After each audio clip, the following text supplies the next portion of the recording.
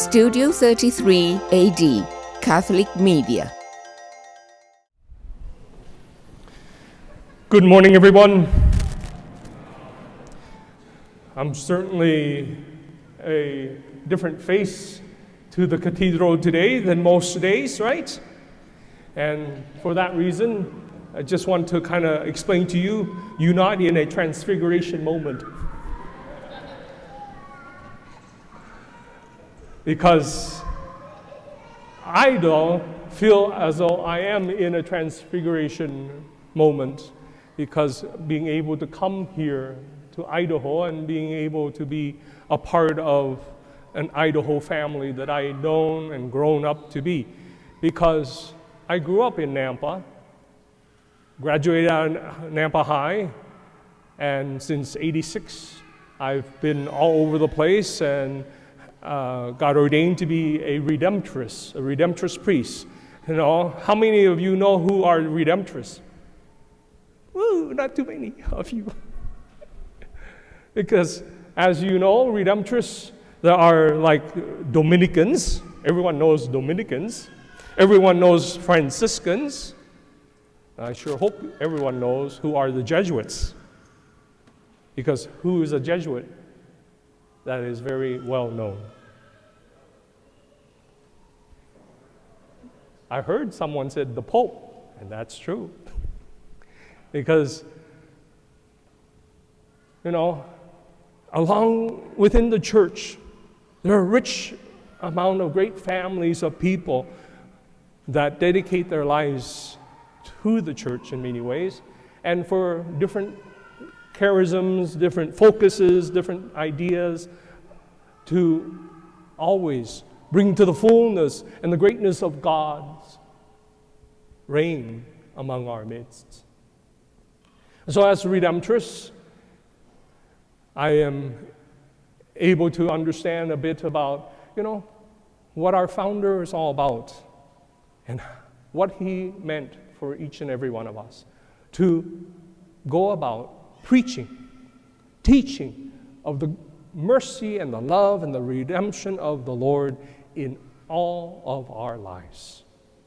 And in doing so, we go out to the far ends and far-reaching areas of the world.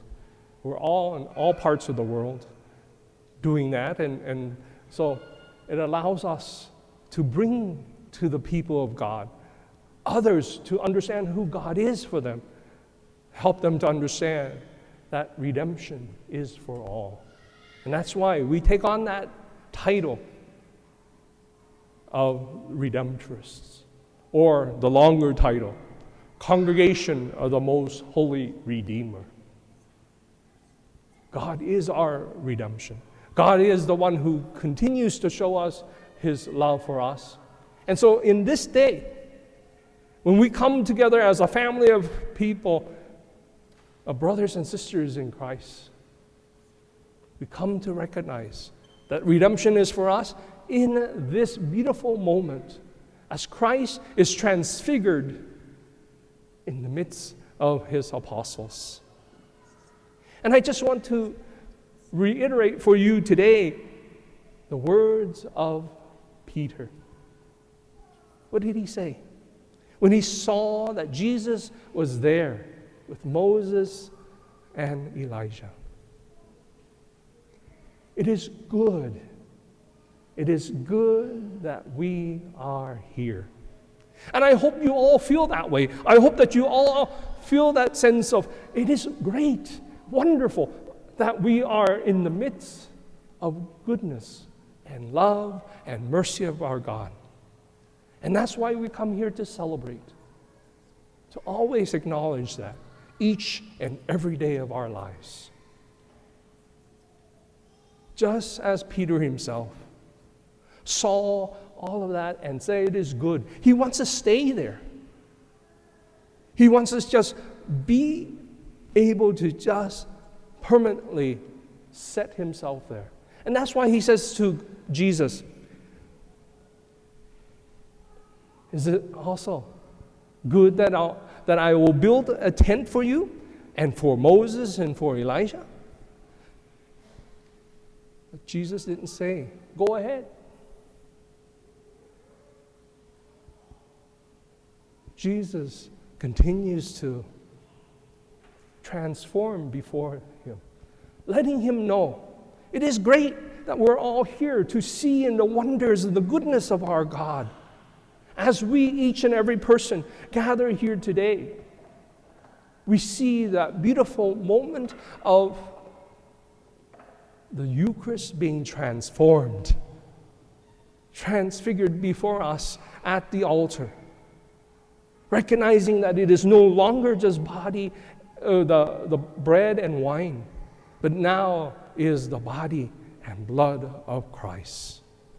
That we all participate in, that we are all able to take in and be transformed and transfigured within ourselves.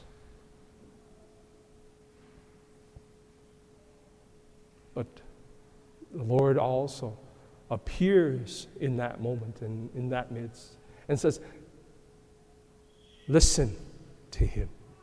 Because he is my only begotten Son, my beloved. Listen to him.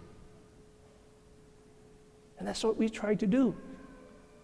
Listen to God through the Scriptures. Listen to God through all the inspiration words that allows us to know how God appears and is a part of our lives each and every day. Like I am blessed by many of the stories, many of the connections that I have with so many people. I hear God speaking to me through all those lives. Lives filled with all kinds of great celebrations of things.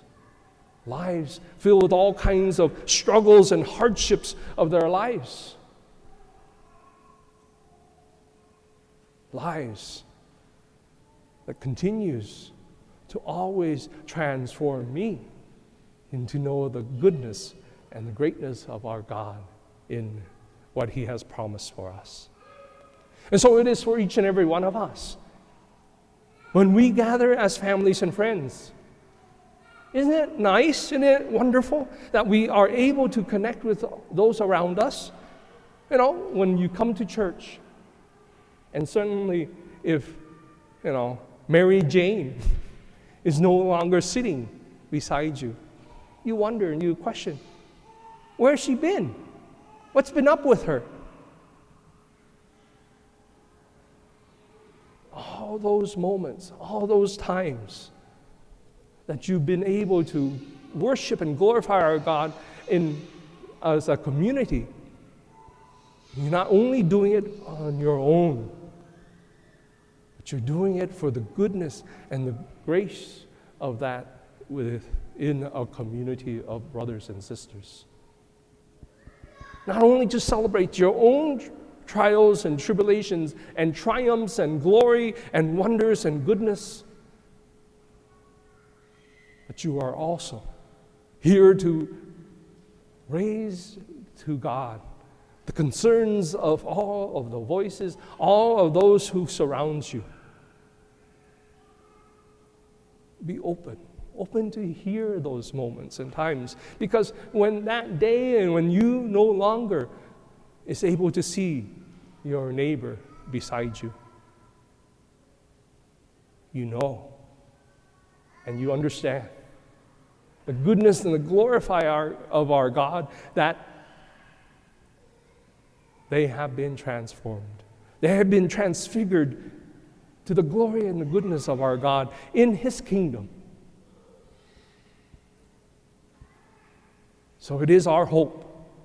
It is our hope and wish in every way, each and every moment of our lives, to live the best that we can live, to do what we can do as the Lord has demand and require of each and every one of us, so that we too can experience in that moment, in that time, in that situation, as Peter saw Christ transforming before him.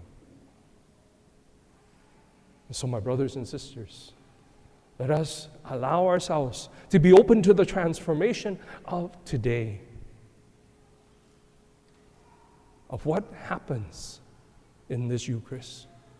Allowing that to transform deeply within ourselves so that we can carry that through the rest of the week, to help one another, to see and to encourage one another in living the glory and the goodness of our God each and every day.